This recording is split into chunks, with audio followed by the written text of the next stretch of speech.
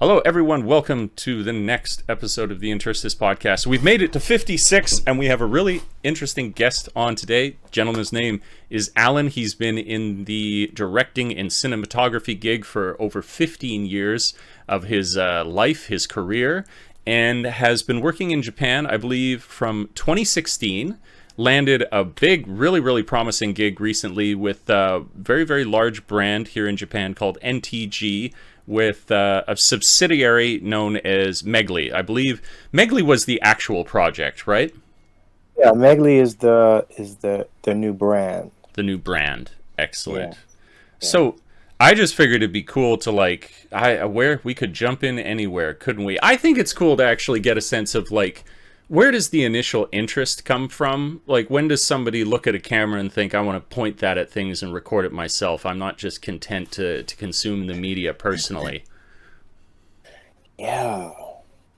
It happens in so many different ways. I love to listen to other podcasts of origin stories of different, filmmakers, and a lot of them, have these stories of making films at such a young age.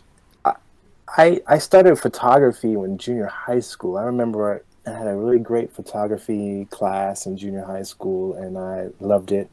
Did photography all through high school, and but I think when it was really easy for me. I mean, I took a video class in college, and I stayed in the editing room overnight. Maybe it was about 8 hours, and it was one of those old school editing bays, it's like a V8 decks, and it was it was linear, and you had this rewind, stop, stop and record. And I stayed there all night, and my teacher came in, and she, along with this other kid, I helped edit his piece. So I stayed in the editing room. He had a skate video, and they both said, man, this is something that you should do. And, for some reason, I guess looking back, there weren't too many those type of conversations that people had with me that were like, you are really good at this. This is something that you need to consider pursuing. So I just took that and really just continued to run with it.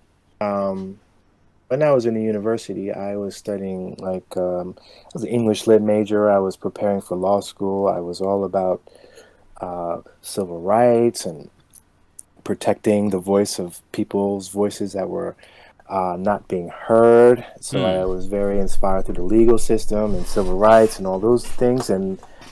But I kind of really felt that filmmaking or the television was the best way to educate people. So with those two factors in mind, I decided to really commit to it because I felt like the medium had a real power to communicate to the world, to educate the world, and inspire and change the world. So that was my personal realization after the affirmation from other people.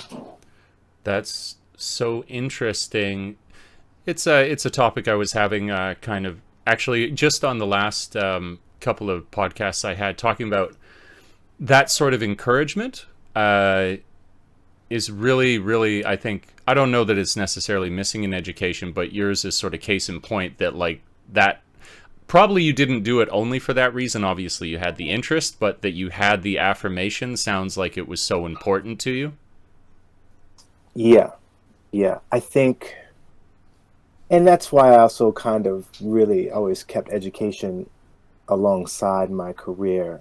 It just has a power, when you trust someone who's actually really working with you to maximize your potential as a student or just as a human being growing up and developing, and they see something in a spark, and then they see that spark that you had actually touched other people, and then they come back to you and say, you know what, you really did something there, and you need to let's try to work on that. That those are unforgettable, life-changing moments. So Totally. Yeah, it's just as Totally. simple as that. I wish that I had more of a conversation about what it takes to be a professional, or not a professional, but a living artist. Sure. Yeah. Is a whole other conversation too. You know what I mean?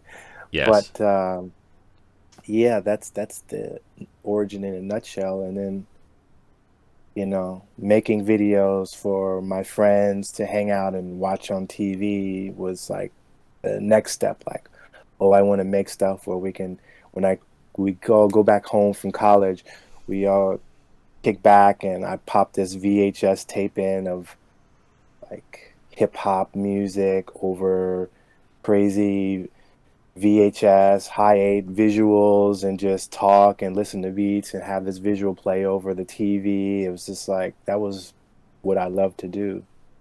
That's That's where that's kind awesome. of, yeah, I'm yeah. curious. So probably important for people who are listening because there's like assumptions of the time.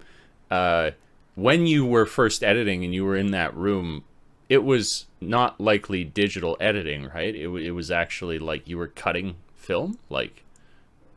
It was cutting video. It was like I was in a video art. It was a video class, video 101.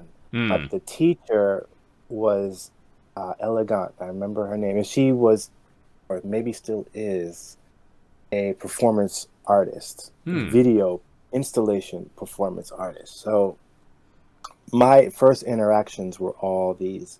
You would watch these really experimental, expressionistic, like yeah, videos, Hmm. done, and we were just learning about expressing yourself in camera edits, but these were high 8 cameras, so they were tape, but then you would re-record them onto a higher quality videotape, Okay. v which was like this huge VHS tape.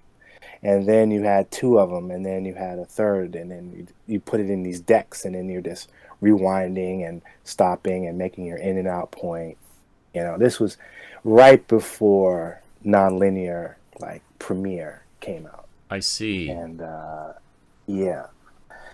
So yeah, that was like 1996, 1996. Yeah. Okay. That's when I Okay. started holding the camera, pointing the camera, trying to figure out how to tell a story. So I'm then kind of curious as well. Obviously a lot of people are self-taught. A lot of people like you obviously you kind of had this mentor in the class. Like how did you continue your education to develop your skill? Like I think I will if Alan permits me here.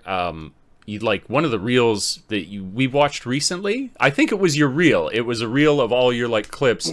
Clearly you've gone on to educate yourself further than this because it's stunning footage. It's really really amazing the imagery that you're capturing now. Like, Thanks. oh man, it's yeah, credit where it's due. It's great Wow. stuff. Like Thank what, you. where did it? How did you continue the education? Like how did that proceed for you? Um, well, I went to this university called Hamilton, and it was upstate New York. And I took this video class when I was a junior. Okay. And then my senior year, it was just like my brain was going through a metamorphosis. I couldn't focus on what my original plan was. Mm-hmm. So I dropped out. And then a few years later, reapplied back into uh, art school, Atlanta College of Art, uh, Savannah School of Art. So I began to go back to school to understand this whole visual Mm. language and began to figure it out. And so I went to that school for 3 years, and that was another video art, conceptual art Okay. major. So I was doing installations. I was more of a gallery artist, That's and it was interesting. very conceptual, heavy video processing. We were into analog video processing. So that was the school I came from. So when I moved to LA with this abstract, esoteric type of style, it had no place in LA because that was so commercial. All right. It Okay. was so it took me a while to figure out what direction I wanted to go. Did I want to stay in this abstract or the fine arts world of video making, or did I want to go more into the commercial world? All my Hmm. friends were in the commercial world in LA. So I just had to begin hanging out and retraining my eye to understand composition, mood, mostly Hmm. mood and tone. How to create tone and mood was basically the next step of my evolution or maturation of filmmaking. I worked with some other filmmakers, and well, we just hung out and made stuff together and analyzed stuff together, and we all kind of came up with a style that we all had elements of each other's work in it, Hmm. and it was very moody. Um, and so yeah, that's when I really tried to become like make some money, become a commercial director. I Hmm. had to begin not to do things that were so abstract, but I Hmm. was so interested in telling my own, having my own language. So coming from an abstract background, which was to create my own language that wasn't so Hollywood, Hmm. uh, to then moving into much more conventional style of filmmaking, Hmm. um, I kept the mood. And there's something called like a frequency, I guess, that people say that my videos had. Hmm. There's a My friend the other day I was talking to, he said your stuff is somber. This has a melancholy feel to it, and there's a mood and feeling and emotion. And I think that that's how I create. It's mostly from a place of not of melancholy, where you're introspective about life. Hmm. It's kind of sad but beautiful at the same time, and Okay. um, and it's romanticized. I like So that. I like this uh, description. Okay. Cool. yeah, you remember like when you first fell in love with, you had a crush on a girl, but she didn't give you the time of day, but you wanted to tell her how much you loved her, but you knew she didn't care. So you're sad at the same time, but you're inspired to tell her how you feel. Like Hmm. that moment or mental disposition is my home. Like when I'm there, I can create, I can write, I can make anything, and it has a tone to it that penetrates the audience. So you can just feel it. It's a feeling. That's cool. So I'm wondering, like, then it begs the question, because you do a variety of work. So that what if, I mean, the thing I would say, just to like really like be the devil's advocate, to make the conversation interesting, you must have done stuff that feels like it contradicts that tone. How is that tone felt in something that is, say, for example, like more uplifting? Like, how do you make those two coexist with each other if it's like the theme doesn't match that kind of style that you have? Mm. I think it's mostly like there's like a celebration, a discovery. Hmm. Um, so it's not really that it's sad, but it's like, you know, there's a reason why people move to Japan. Hmm. There are many reasons, but there is a tone in Japan, right? Hmm. There's a beauty to it, but yet there's a quietness to it, Hmm. and that is the place. That's that's why I fell in love with Japan. It has the same feeling or mood that once I hear that frequency, I'm activated to create. So, um, I'm still studying, still learning. So, understanding story, understanding character, Hmm. um, there has to be something of loss or something to obtain. You're not fully there yet. You are Hmm. desiring, you have a dilemma. These are, storytelling moments of creating a dynamic character. So these elements are placed into mood pieces, Mm-hmm. um, unfulfilled, but beautiful. The Yeah. journey, So I usually shoot that way. And if I have to shoot something totally positive or fully celebratory, I mean, we use other parts like the music. Like I can shoot a very melancholy thing, but Great. if I add a different tone of music or if I cut differently, then it can be a positive thing. If I hold the shots longer, if I change the music, then we have a completely different type of Great. piece, which Great I answer. like. Yeah, yeah, yeah. That's true. I think that you have, especially with like visual media, if you're talking about this kind of thing, that you do have a lot of levers to pull on.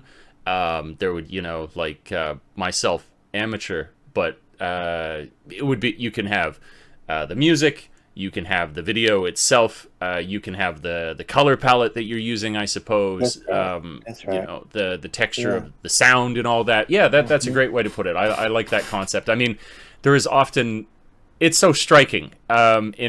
Maybe it's a bit of a trope actually, but the sort of to juxtapose imagery to sound. So it's like I think of the movie Face Off, um, Yeah.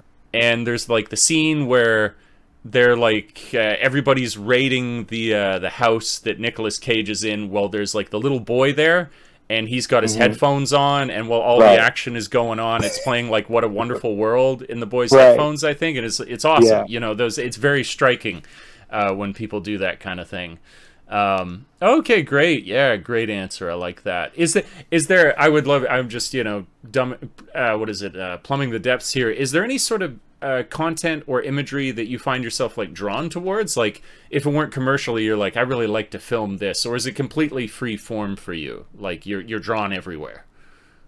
Well, I am drawn everywhere, and that's, you know, people who really, really know me, who have known me for a long time.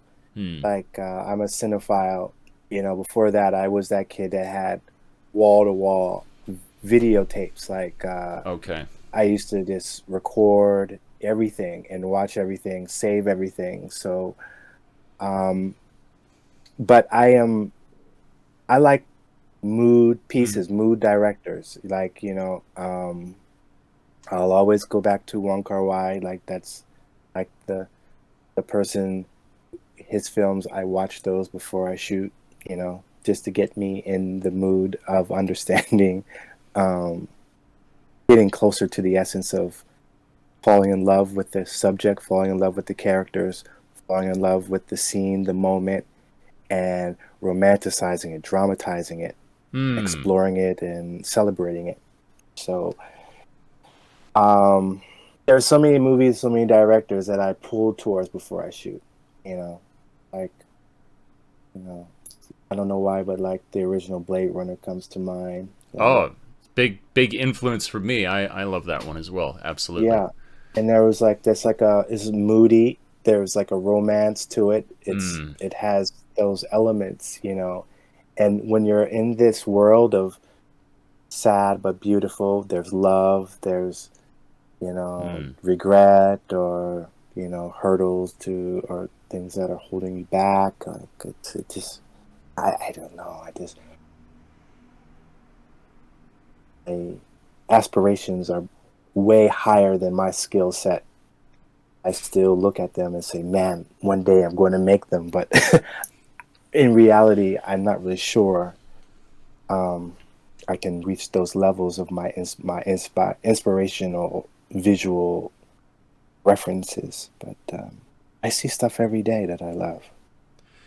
Yeah, I like maybe this is a good way to put it. It's like I had this kind of interesting conversation with a friend the other day, and we were talking about um, how actually it's amazing it is if you go down that rabbit hole, if you make it a point where you don't just kind of take in blockbusters or read the better known books, if you like make an effort of consuming media, then you really do. I feel like it's a discovery that there is so much of it that is good, and far more than it seems at a glance.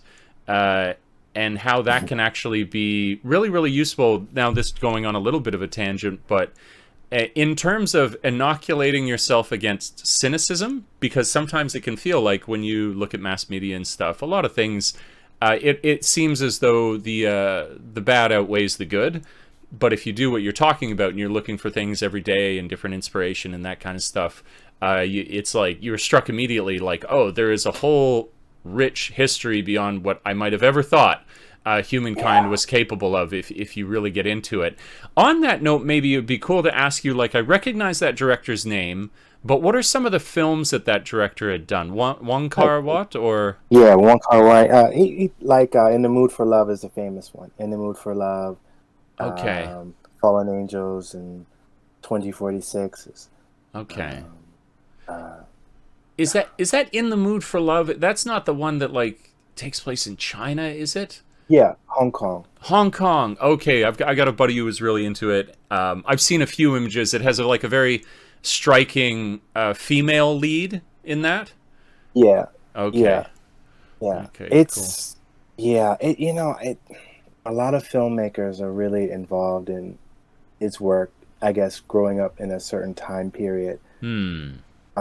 But styles change. I meant to say, because there's so much content out there, and if you're absorbing content as a visual artist or a lover of the visual language, you have to really put these into categories like short format, long format. There's commercial work, there's indie work, there's budgeted, big production work, and then there's so many different categories that you really have to put these in, because when you close your eyes and you have all this information, like, what is my inspiration? And you close your eyes and then you have all these things swirling around your head. You're like, wait a minute, like, I can't achieve all these things at one time. I like the lighting from Blade Runner in that one scene, but then I like the dialogue from this scene, and then this one commercial.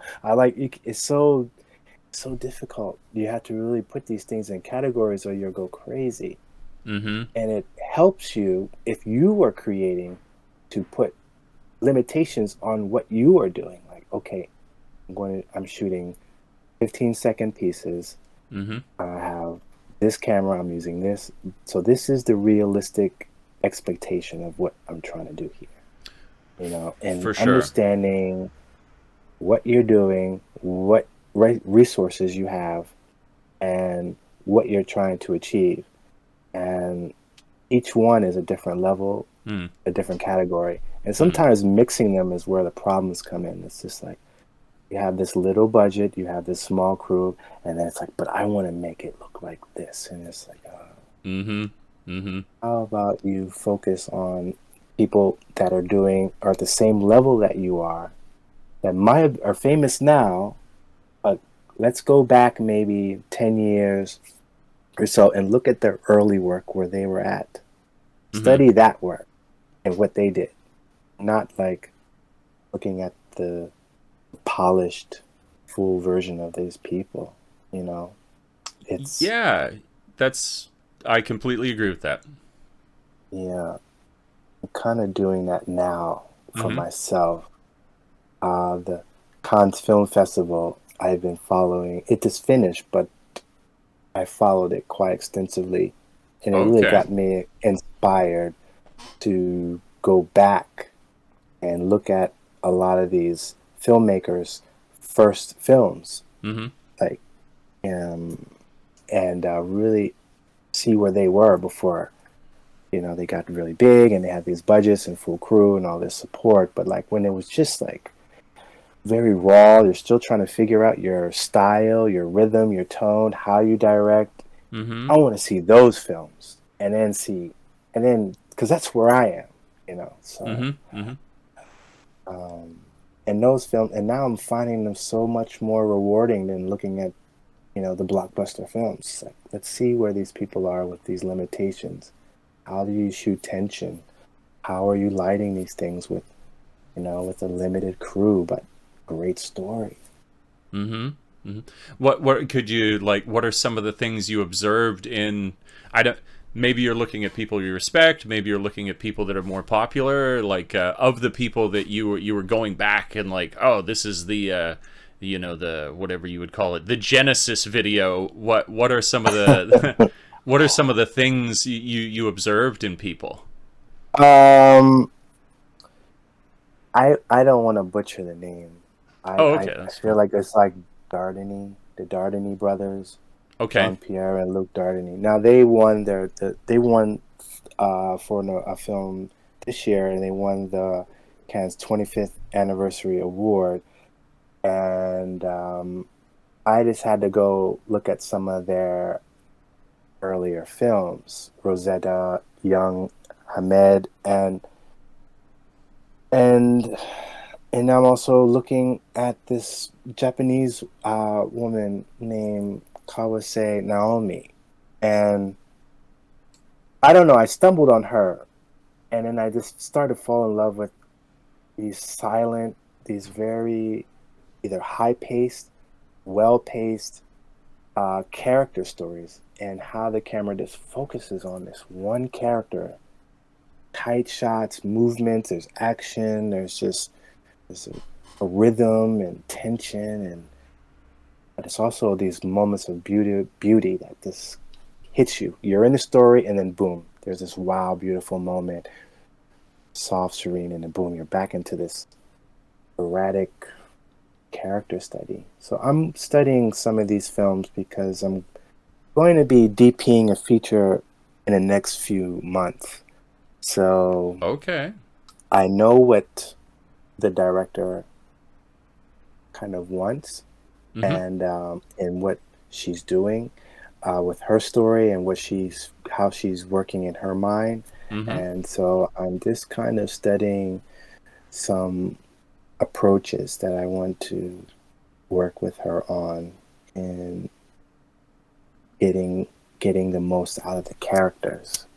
So it's a very fun and interesting research and study right now, Mm-hmm. and it's very different than when I was prepping these Megly commercials. Mm-hmm.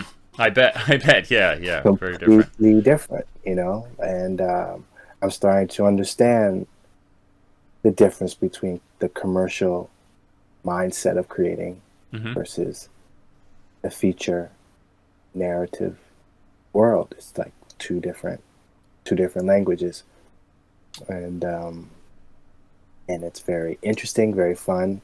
The filmmaking is very you pace it. It's like a long game, a year-long game. Commercial is like a month, or 2 weeks. Right. Right. Well, that's so interesting. Yeah, I get. Well, and I suppose there's two. I mean, we say that they're quite separate things, but I'm sure that there must as well be things. One informs the other. I'm sure you're picking up stuff while you work on the one project where you're like they don't seem at first directly relatable. Do you find that at all that you get some crossover? You could just like, Oh, of course, yeah, of yeah, course. okay, Yeah, the commercial, the music video, the small mood pieces that I make. I know that you make also. Those are basically like hmm, you're testing. You're doing camera tests, lens tests, lighting tests. You're just trying to figure out, experimenting uh, with how to work your craft. And if you're lucky to get paid to do some experimenting, mm-hmm, you convince the client that you want to do this style, but this style is really, you're just trying to see how this style would work in relation to something you want to do down the line. So I think that's how they cross. Also, always just getting like commercial work. Like for me, this last one, like I don't know, there was probably about 20 people you know, on the in the production, mm-hmm. on these in these locations. So it was very fun to direct that many people, and see your vision come together without you being a one man band, or you Yeah, scrambling around trying, you just pointing and yeah, put something over here. Yeah, I like this here. Put that here, and you just see everybody else working for your vision, which is an incredible experience. It would, Where yeah, yeah. when it was over, I was deeply depressed. Yeah, sure. It's you do definitely to be able to delegate like that, and I suppose that there's something really cool too in the immediacy of it, because I mean there's a lot of stuff that's cool that you delegate, time is taken then to execute whatever that thing is, and then it returns to you at a later date and you get to see the results of good management and you looking after things. But you're literally in the moment, able to delegate and see the impact of that, whether I suppose you're speaking to the models in the shoot, you're speaking to like the set designers, whatever it might be. Would, Yeah, you know, it's yeah, very much yeah. kind of the sorcerer's apprentice. You know, you really are kind of That's like right. forming reality, which is that's pretty sweet. So you say there were 20 people on the production roughly? About that, yeah. Okay. Um, and in any given shoot, depending, you Okay. have the talent, you have the production crew, you have the clients, the client staff. You know, there's a lot of Mm, people that things needed to go through. Is this shot okay?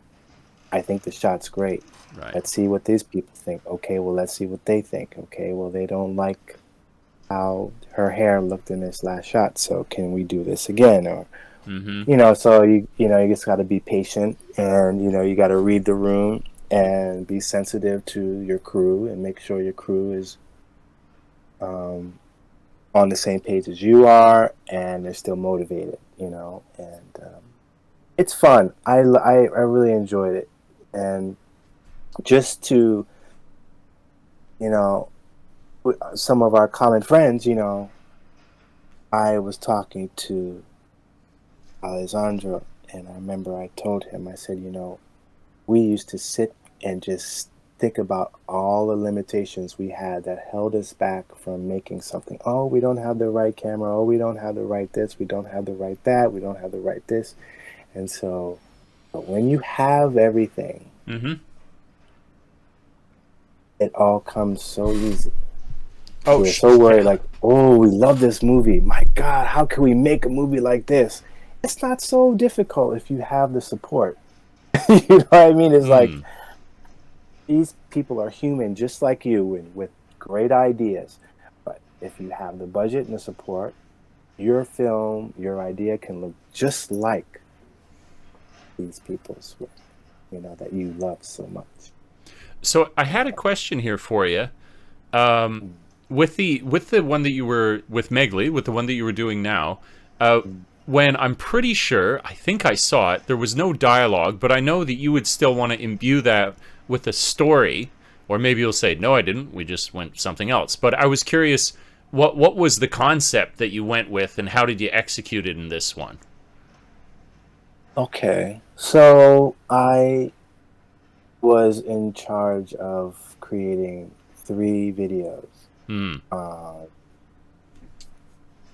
Uh, one was a video which was like a tutorial of how to apply and use this device, and we had to make it fun, energetic, have a Gen Z in it, Gen Z presence, and just have it like a party. But it was, and so the second video was a technology piece that explained all the technology that is behind in how it is separates itself from the rest. Mm-hmm. And then the third video was a brand video, which creates the mood, the identity, the human presence, the human identity. Right. So with all those 3 videos, it was pretty challenging trying to create something different of all 3, Mm-hmm. but have them be unified and Yeah. having the same kind of casting. And so the brand video, I was watching this, binging on Mm-hmm. commercials like this on Vimeo, just looking at a bunch of like a lot of different commercials and things. Okay. And then I saw one Mercedes commercial that I really, really loved. and it was like a voiceover sounding like it was from the perspective of the Mercedes car, talking about its memories of its drivers. And so I was like, wow, that's an interesting perspective. Yeah, that's So, cool. That perspective's hell of a drug. That's great. right. So I immediately started writing, and then um, I wrote this draft of the experiences that this device had in explaining its relationship with these different people and young people, and how these young people were discovering themselves. So the tagline Hmm. of the product was be your true self. So Hmm. that's where I began to write, and then that took over the brand video, um, Ah, okay. and that was the storyline. So the brand video was like a 2 minute, 3 minute uh, short film, which had vignettes of four different experiences of different type of people. Then those Okay. four experiences can be broken into like social media 15-second or 30-second hits. Okay. And then, yeah, so the script writing story was only used for that one. Um, the technology had a very technical script that was written, Okay. and but nothing that I wrote. I just did the brand video story. Okay. Okay. I see. Yeah, I yeah. see. If that answers your question about Yeah. Yeah. Totally. No, inspiration. that fleshed it in all over the place. Yeah. Yeah. Yeah. Hmm. That's really really cool. No. I would like to ask as well. Do you maybe this is an obvious one, but have you done much traveling around Japan? I've done some traveling.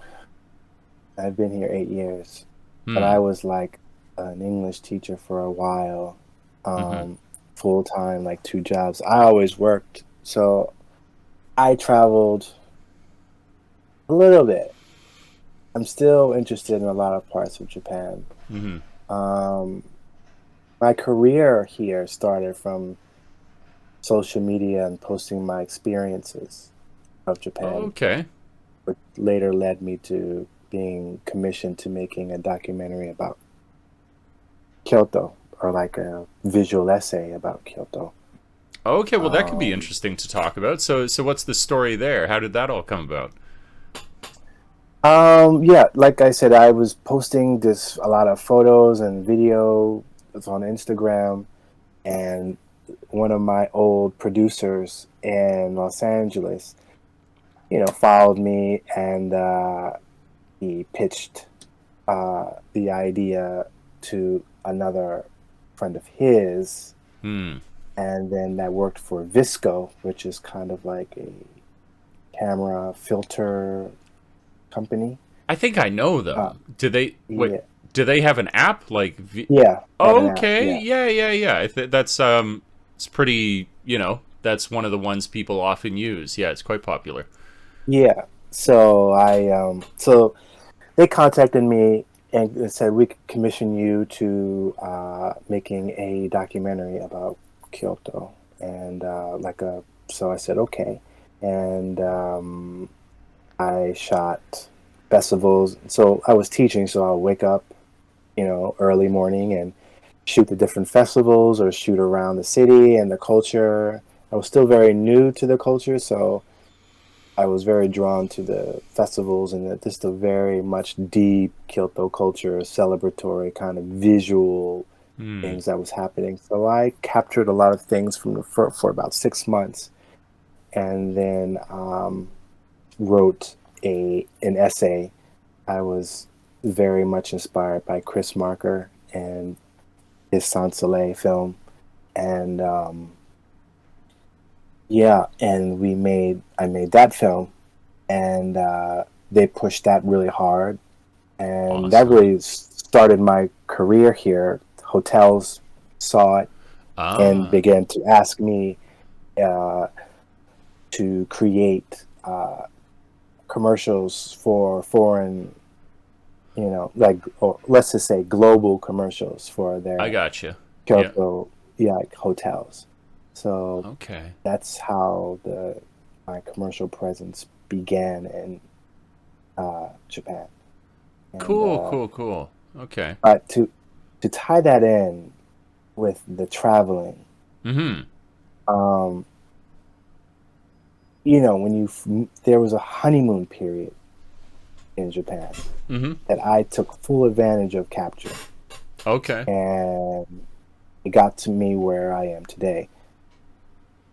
Needless to say, the honeymoon period has ended, and now I'm just like, uh, just Japan is my home. It's my everyday. I can walk by a festival. It's like, okay, yep. I've filmed that festival twice since I've Right. been here, Okay, yeah, and yeah, I get that.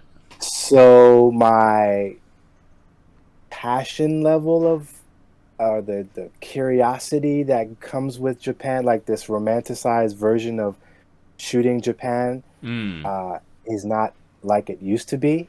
sure. So uh, now that I have a family, I think my travel plans kind of roll with, oh, I see this could be interesting and fun for the family to go. But it's not Mm. like the single lone filmmaker that's searching for amazing content in Japan to explore, shoot, and share to the world. Mm-hmm. So some things have changed, but some I my style is definitely tone is definitely Japanese style and tone. Mm. Um, and I'm looking forward to telling stories in Japan, but not the way that I used to. And I mean, to me, that makes a lot of sense too. Like, I think, yeah, definitely. There's got to be a honeymoon period, a season for everything. But I definitely think that there needn't be this feeling like that one is better than the other. It's different. It's always It's just different. different. You know, like It's different. because now that you have this greater breadth of experience, then you'll just notice different things. You know, that's my big thing where I think people worry. They're like, oh, the honeymoon period's gone, like the magic is gone, and the magic is never gone. It's just changed, or it can be gone if you allow yourself to become cynical or something. But I That's think right. that if you there is like if the creative mind remains, then you're just going to do different stuff. I mean, I think that's actually essential to artists, and whether that's you're a singer, a dancer, a photographer, a videographer, that you should change. And I know that it's really difficult for people because it's like it's tired. It's a tired thing to say that change is scary and all that, but it really is important to repeat it because I think when you look at people who refuse to move on, to accept that things now are different, that it creates a different kind of stagnation. Now you're like, Yeah. oh, I'll still focus on this like honeymoon or like seeing it this way, but then it's unnatural. Like the best artists when I look around are the ones where you can see like periods of their creativity, or like, oh, this was the so and so era of what they were doing, and then they came into this, and then they came into this. Like, it's a popular guy to talk about. Would be Roger Deakins, but I really enjoyed him speaking about his style or the way that he approached things, and he said, kind of importantly to him, is that he didn't resist having a style, but that he never thought of himself as necessarily having one because he wanted to feel like every single project was new and had its unique needs, and then would Mm. sort of dictate to him what it was that he would do. And to me, without even intending to, I think that keeps somebody really fresh. And so if you allow yourself to say, yeah, I'm different now, I'm going to do a different thing, well, then I think you have a far greater likelihood that you're gonna tap into something more original, because you're not trying to capture that same lightning in a bottle that will eventually go out, even though you keep seeking it out. Mm, mm, mm. Yeah,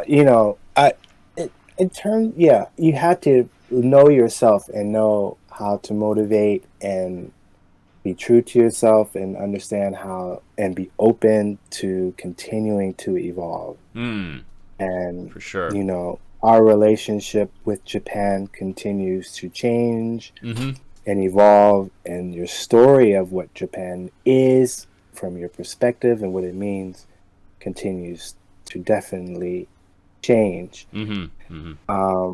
And a note about like Roger Deakins, I saw this one little piece, not about him, but another Mm-hmm. filmmaker talking about the choice of being a director or a cinematographer, Hmm. and and you know, and it's a very interesting position Hmm. because, for example, when I decided, or when I started working with the filmmaker to shooting this feature coming up, Mm-hmm. I decided to become a cinematographer sometimes when I wanted to take a step back from my own decision making and work through someone else Mm-hmm. and support Mm-hmm. someone else, and be part of the system, but not be the head of the system. And uh and then sometimes, and then you can direct, and you can take a step back and just be an editor, or take a step back and just be a cinematographer, Sure. Yeah. or take the reign and be the director. Like, each one, I think people do have a style, like, but I think when you are a cinematographer, it's easier for you to say that, because it's like, yeah, I'm going to work for whatever the director needs. I will understand the story, I'll understand what the director wants, we'll talk it out, and then I will try to do that. Right. So it's not about me, it's about the director's story. So you can kind of, Mm. as a cinematographer, you can always say, yeah, this isn't. But he does have a style for sure. He has his things, but Sure. he works with through the gaze of someone else. Hmm. So these are choices of an artist, that if you're going to sit and say, I'm only going to be a writer, I'm only going to be a director, well, you have to prepare yourself Mm-hmm. for the mental hurdles that goes through when you do that. So for me, if I get stagnant, Mm-hmm. let me just shoot for somebody else for a little bit, Hmm. and then I'll come up with some concepts or a story later. In the meantime, I want to keep working, keep learning, and then switch roles. Do you have some kind of, so it's cool, like you're making a point of it now. There's all these different things that you could do, whether it's whatever part of the project you're associated with, and each one of them could offer you something new, some way to evolve. Is there anything right now that you find you're particularly interested in, where you're like, oh, I got this idea, or I saw this thing? I suppose you talked a little bit about it there, where you said like you've gone back to these Yeah. the origin stories of some of these directors, but then for you personally, are you like, oh, I've got these great ideas, like I've never heard that you would frame character development in this way, so I want to try that, or I'd never seen somebody write dialogue like this, and I think that would be something I would try for. Is there some like creative aspect that is at the forefront of your mind right now that you're like, this would be really cool to this is a cool thing I want to try and get better at or be involved with? Uh, yeah. Right now, my head is completely involved in story and Hmm. character, and I'm studying this this theory through this book called "Save the Cat." Oh. And "Save the Cat" is a book written by what's his name? The writer. His name is Blake Snyder, and he's a Hmm. screenwriter, very famous screenwriter. But he wrote this book, and then in the book, he talks about the 15. It's called a beat sheet, but it's Yep. like you have 15 beats. A Yes. story has 15 beats, and he breaks down these beats. And he's like, you can apply this to so many movies, and this is what they're using. This is the formula. And so I am really interested and involved in trying to create these stories, because I am 100% involved in trying to make some very meaningful narratives. And so that's what I'm into, and I'm into the raw indie auteur filmmakers that, and how were achieving this with limitations and strong story. In LA, my first experiences were all about the mood, the vision, the visual. Can you make these lush, beautiful visuals? How do you make visuals so beautiful? Oh, your visuals are so beautiful, so beautiful, so beautiful. And I used to think, if you can make beautiful visuals, you can work for a long time. Or usually that's all you really need.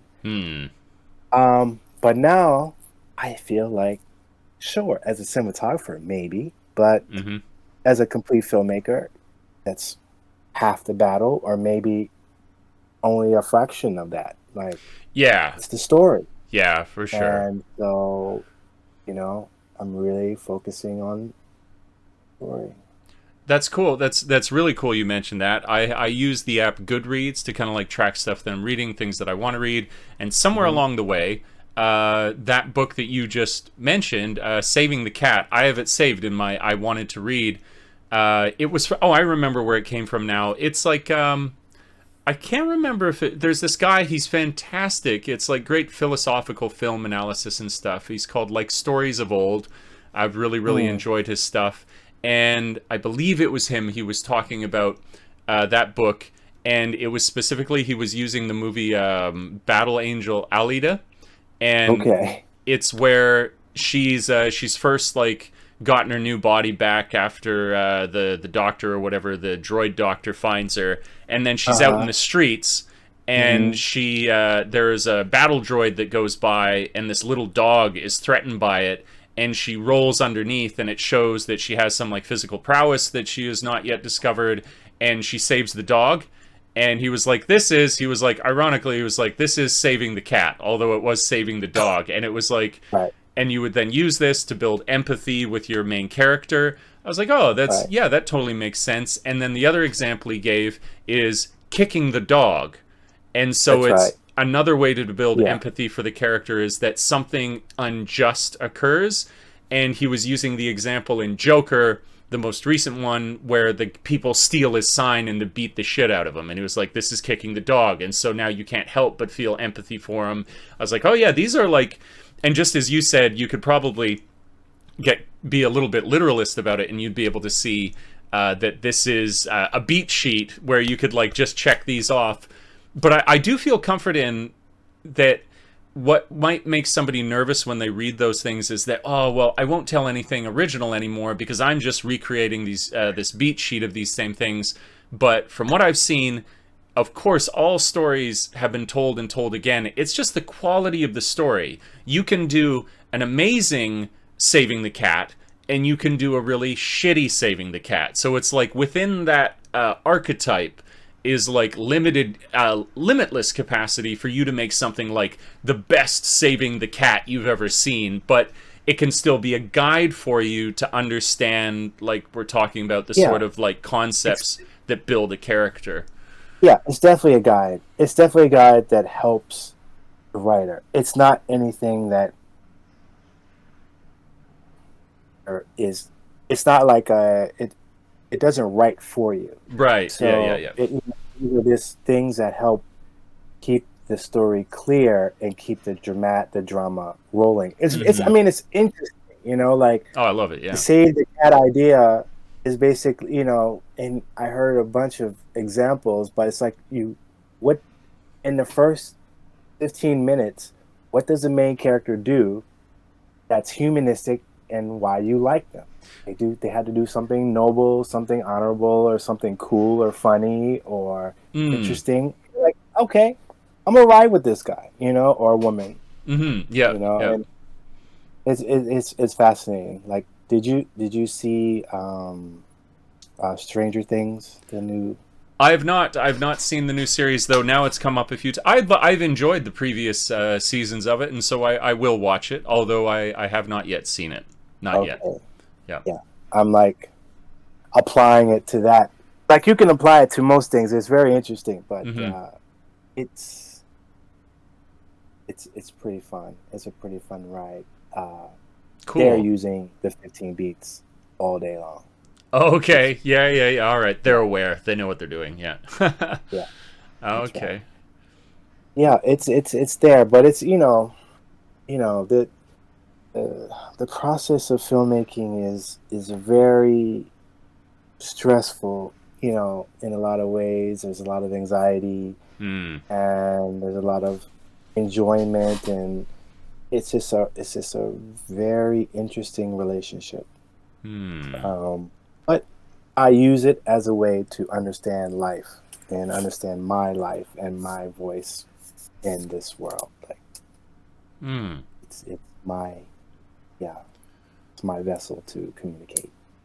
Yeah, I think there's great great evidence to suggest that by understanding stories better, that we could understand ourselves better, for sure. Yeah. I mean, that's you could just get into the whole visualization thing, that there is some element of your brain, I think, that as you read a story, that to your brain is indiscernible from actually having lived that experience. And so you would you can travel to 1,000,000 planets, you can live it 100 times, and it's invaluable, absolutely invaluable to us. Do you have something coming up in 2022 that is a must-see for you, that's on your radar, that whether it's purely for enjoyment, it doesn't have to be, maybe you're just like, oh, it's going to be garbage, but I can't wait to see it, or maybe it's high art, I don't know, but like something like that you're looking forward to? Yes, for sure. Park Chan-wook's new movie, what is it? His new movie. Wait. What's the name? I can't remember it. Dang, I can't remember the movie. No worries. Yeah, but Old Boy. Oh, okay, yeah. The so I guess Korean director. It's that. Yeah. Okay, he's got a new one coming out. He has a new one. He won Best Director at Cannes for it. And come on. Did you say John Woo? No, Park Chan. Oh, okay, Park Chan Wook. Okay. Yeah. And I'm really, really looking forward to his movie. Okay, sweet. Can you offer us a little bit? Do we know anything about it, or are you just like, I know I want to see it and I'm going in blind? Decision to Leave. That's the name of it. Okay. Decision to Leave. Yeah, it's a noir kind of femme fatale kind of thing, and very stylized. But it's supposed to just he's a master of directing, and I just want to see. I just want to see it. I just want to see his storytelling. I just want to see. I cannot wait to see that movie. Okay, and of course, the winner of the Cannes Festival was the Triangle of Sadness. Okay, it's another movie that I'm interested in too. Another foreign film, or coming out of North America, or? It's not coming out. No, it's not coming out of the U.S. I'm trying to think of anything coming out of the U.S. that I'm interested in. Not anything at the moment. Okay, cool. Yeah, I haven't stayed. I mean, and this is from a perspective of that I love going to the movies, and I usually keep a sharper eye on things, but I haven't recently. I could do with what is forthcoming, because I haven't checked that, actually. But it's been fun. Leave. Decision to Leave. Okay. Decision to Leave. Yes, it is coming. Woo! I cannot wait. Awesome. Yeah. Yeah. Okay. How about you? What Well, have you been looking at recently? I mean, I've been going to a lot of the like easily consumable ones, but I was really really enjoying it. I think I talked about it in the previous no a couple ago. We went and saw um, we saw the Multiverse of Madness, um, and that was really it's the new Doctor Strange or whatever. And I thought it was cool because I could see a lot of people, like people that I respect as like film critics and reviewers, who are like soulless corporate garbage. And well, there may have been that there. I actually think a lot of people kind of missed the boat on this one because if you know the director, and this is to me where I was like, guys, can't you see if you know this director? It's the guy who did Army of Darkness, and Army of Darkness is one of the most amazing, self-aware, almost like Three Stooges in its sort of slapstick nature, but then the composition is Yeah. incredibly good, and it very much knows that when it's cheesy, it's making a choice to be cheesy, and I was saying, and usually I would reserve saying something is fucked up as like a negative thing, but I came out of that and I was like, that was fucked up in the best way. And it was as it dawned on me, I was like, oh wait, this is what director? Oh, this all makes perfect sense. Mm, Like there was particularly, spoiler alert here. There were these two boys, these like boys of the one of the main characters, and they are just like I think the word be like saccharine, like just insanely sweet and like, Mom, can we sing you a song? It's about like we love you and we want ice cream. And on one hand, I could see people who are like, oh, this is so like just corporate, like the idea of what good kids are like, but it's actually making fun of. It's like it's aware that this is what a corporate version of what kids who love their mothers are like, and it's doing that mm. on purpose. And so I had a blast. I thought it was insane and an explosion of creativity. So that was cool. But then what I would really like to see soon is I think the name of it is Everything Everywhere All at Once, which is Yeah, essentially like yeah, the more independent studio version of the same kind of concept of like a yeah, multiverse and this person's life as it crosses over between all these different realities. yeah, And I would love to see that too. So that's one still yeah. on the radar. And That one then is on my radar too. Yeah, the okay, Daniels.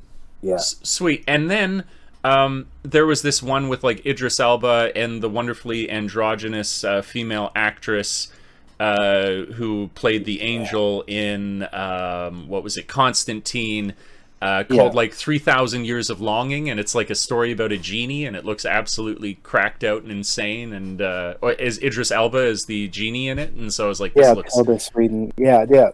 That movie is. That trailer is crazy. yeah. So I'm pretty stoked for that, and I've not even yet completed, but this is now currently available. I have to say it 1,000 times over, but this next season of Love, Death, and Robots has set a new benchmark for the series, particularly the episode called Jibaro, which I think I hate to give up Sonia's Edge, which was the first episode of the first season that I love so much, based on a Mm, short story of my favorite author mm. that used to be number one, but after watching Jibaro, I think it might be the best episode of the whole season, and we still have a few more episodes of that remaining that I would like to check out as well. So Mm, there's a few things, yeah. Oh, yeah, yeah, well, yeah. Those all sound great. Yeah, I would. I Sorry, go ahead. I've been watching the series. What is it? The Man Who Fell to Earth. Oh, The okay, never heard of series. that. It's like the movie though with David Bowie.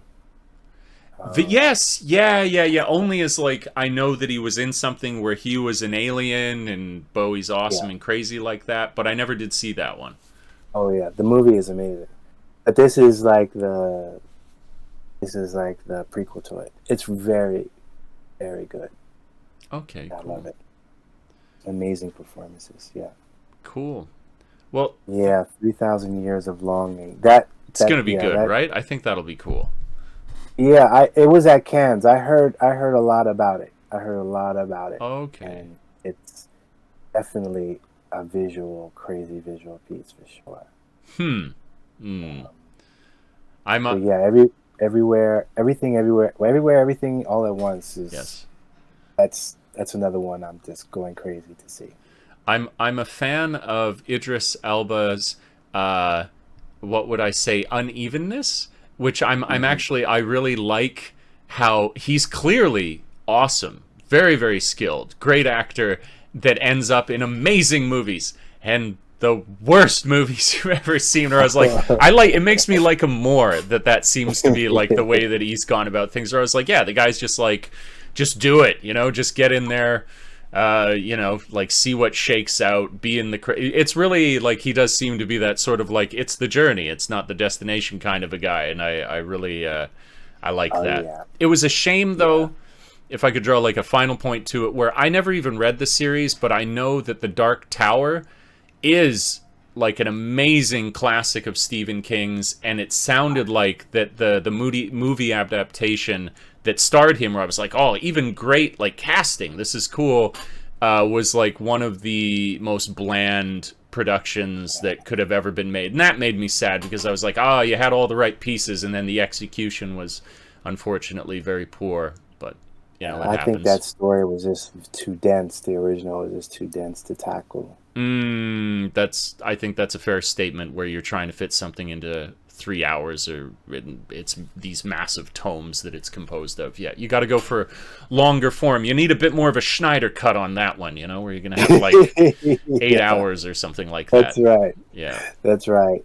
Oh, That reminds me of like the new film Sandman is coming out okay. from the comic, and that's like it's like a very dense, rich, long, highly celebrated comic that's now going to be. I think it's going to be a Netflix movie or a series. I think it's a series. Uh-oh. Sending off Uh, alarm bells, right? Yeah. yeah, yeah. So it's like very dense. How do you tackle you know, these type of material and make it work?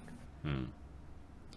Well, I want to thank you for coming on, Alan. This is a fantastic conversation. If you can bear it, it would be great to have you on again, actually. But yeah, I really appreciate your time, and I wish you all Yeah, the best with. I mean, now that I don't, maybe Megley is like wrapped or continuing, but that yeah, hopefully that'll lead to more commercial gigs for you, and we can keep yeah. track of keep afloat of all your successes as you continue I forward. appreciate it, man. Yes, yeah. I'm sorry if I rambled on. There's a lot to say in a short amount of time, but not say too much. But You're on a I podcast, man. appreciate it. That's that. This Yeah, is this is that's a if this was podcast. ever the place to do it. This is That's yeah.